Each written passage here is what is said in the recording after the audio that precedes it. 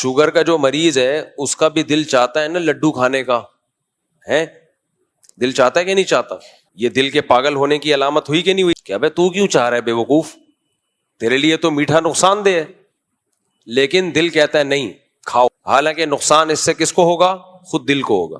تو اس لیے جو لوگ فیصلے دل سے کرواتے ہیں تو وہ نہ دنیا میں کامیاب ہوتے ہیں اور نہ آخرت میں. انگریز لوگ جو کافر ہیں وہ کیا کرتے ہیں, وہ اپنی خواہشات کو اتنا کنٹرول کرتے ہیں جس سے ان کی دنیا سیدھی, آخرت کے معاملے میں وہ ایمان ہی نہیں رکھتے تو آخرت کی ان کو کوئی فکر ہے. جبکہ اللہ اس کے رسول صلی اللہ علیہ وسلم چاہتے ہیں کہ اپنی خواہشات کو اتنا کنٹرول کرو کہ دنیا بھی سیدھی ہو جائے اور آخرت بھی سیدھی ہو جائے, تمہاری آخرت بھی صحیح ہو جائے. اب چونکہ ہمیں اپنی خواہشات پہ کنٹرول ہی نہیں, تو ہر الٹا کام ہم صبح شام کر رہے ہوتے.